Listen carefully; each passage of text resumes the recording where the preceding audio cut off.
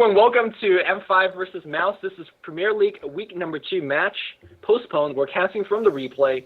We have Mouse on the Radiant side, M5 on the Dire side. I'm Luminous, and joining me alongside is LD from DOTAcommentaries.com.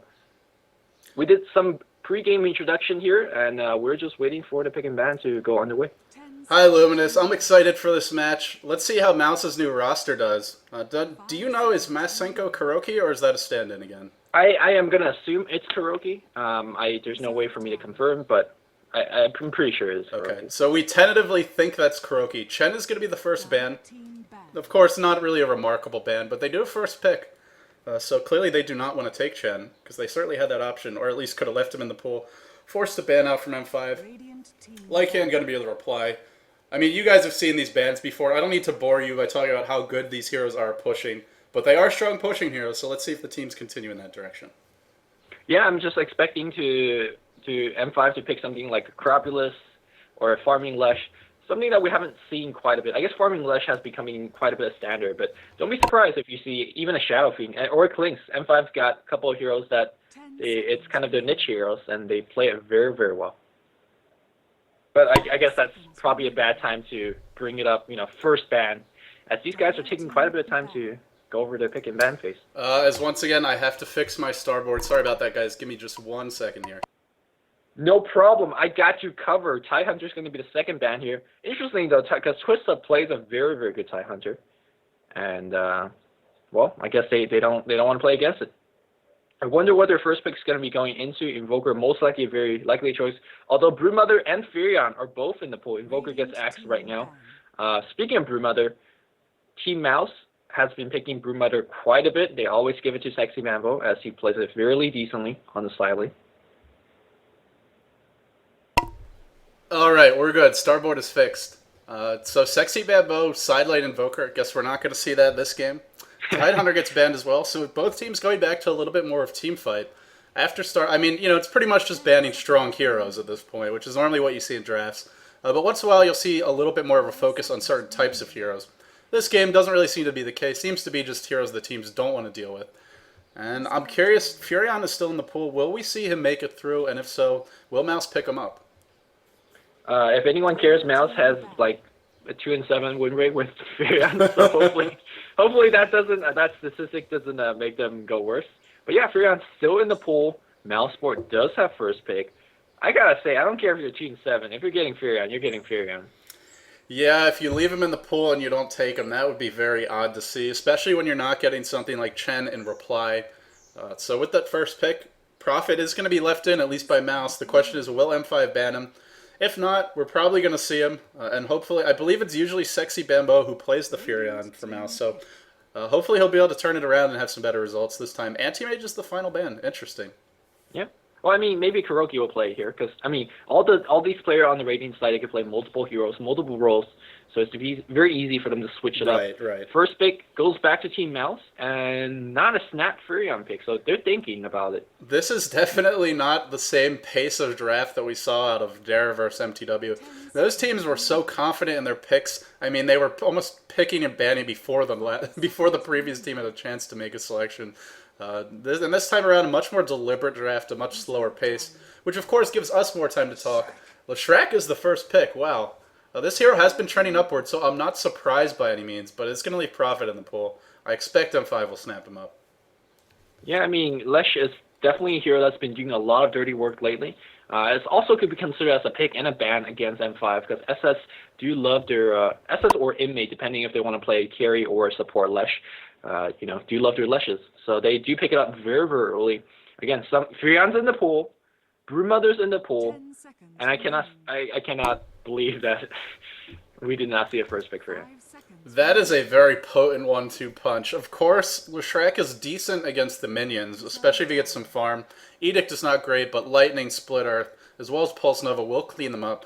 But giving away a Broodmother Furion, I mean, you're going to lose towers unless you just have an absolutely horrible or fantastic early game against those heroes. So we'll see. M5 is really deliberating. Yeah, they're thinking as well. Maybe we don't want Furion. Furion's not that good of a hero. They're thinking to themselves, well, It's kind of hard to give him up, but it's just fun. It's very interesting to me how different the pace of this draft is.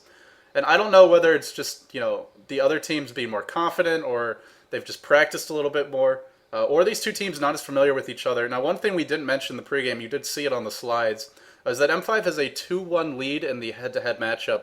And that's across all the matches they've played, not just for the Premier League or anything like that. But they do have a 2-1 lead going into this series. So if anything, you would expect to give M5 the slight edge as we go into game number 1 here. Still really taking their time. They're down to 30 seconds of bonus time.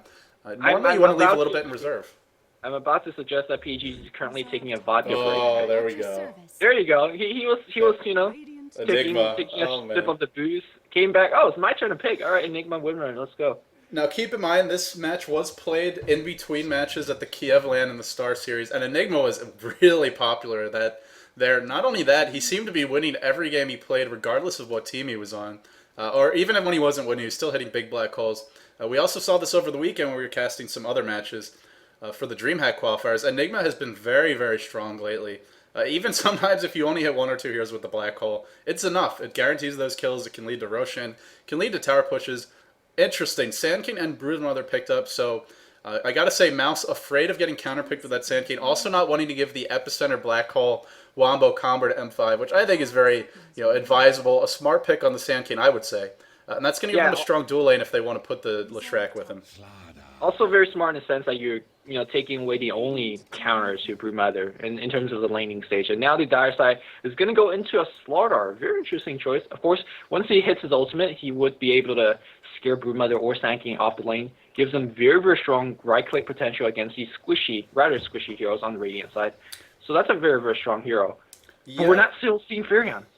Wow. We hyped up Furion and then everyone's ignoring him. Maybe the teams have mysteriously forgotten he's in the game. More likely, they just have other heroes they're prioritizing. Yeah, Slardar actually counters all 3 of these Radiant heroes, at least in theory. Of course, he's nice against the Sand King and the Broodmother because he can counter their invisible, or their ability to go invisible. He's also great against Leshrac. We talked about it, or you mentioned it a little bit. The low base armor is going to be a concern. Now, Slardar, not the strongest laning hero, and he does need a good amount of farm before he really gets going. But, he's got, with heroes like Enigma, heroes like Windrunner on his side, he doesn't always have to go in first. If Enigma gets a Blink Dagger, or you see a nice Shackle Shot, that can set him up, and then he can go in. So we'll see what he goes for in terms of items. I'm guessing he's probably going to tank up and let his allies do a little more initiation than usual. Anything is possible at this stage. Enchantress and Crystal Maiden getting banned. Both teams needing supports. Nobody really having that 5-position player, or hero yet, rather. So that's a smart ban by both teams. I guess Lesh or Enigma could be your 5, but you don't really want them to be 5s. 4s are a little bit better.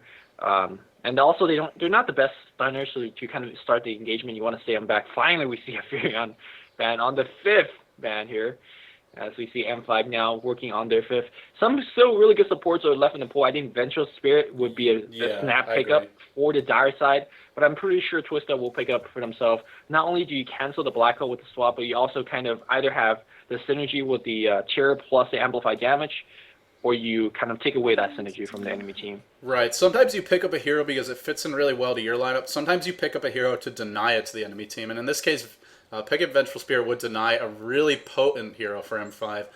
I was mentioning Initiation. If you want some more, Venge is probably the best support you can get. I also want to mention, Panda in the pool. Yeah, I forgot to mention him. But before I lose my train of thought, Shadow Demon got banned. I was going to say Shadow Demon would be fantastic versus that Slardar and for the Radiant, but that would also give them the 5 support. Unfortunately, he's not available. Yep. For anyone that's wondering, we're talking about 5 support or 4 support. There's a way to kind of talk about heroes and their roles depending on how much farm you get. So the heaviest farmer in the game, we call it 1. That's a hardcore carry, your anti-mage, your whatever. Your 5 support is the person that gets the less farm, the less EXP. So generally your Crystal Maiden and your Venge. The 4 support is that also the support, but probably perhaps gets less ward, probably ends the game with a 4 staff or something like that. So, right, that might be something like a Tidehunter or an Earthshaker in an average lineup. Now, of course, right. These are very flexible positions, and it's not to say these heroes won't get any farm or EXP. They're just lower on the totem pole. So anytime the other allied heroes show up who are higher in priority, normally you'll see them getting the farm, and the support's either rotating, focusing on denies, or doing some pulls, things like that. Death Prophet is the pick. Wow, I like this pick. The synergy with amplified damage cannot be underestimated. Gives them a lot of pushing power early on. The only thing, I mean, Panda is actually pretty decent against her. At least he's not going to mind taking all the damage. But the silence is nice. It'll give them another way to shut down a lot of these casters on mouse sports. So, yeah, I mean, very interesting difference in styles here. M5 going a little bit more for team fight. Well, actually, mouse is good team fight, too. It's hard to call for me. I mean, what do you think each team's respective advantages are as we go into the fifth and final picks?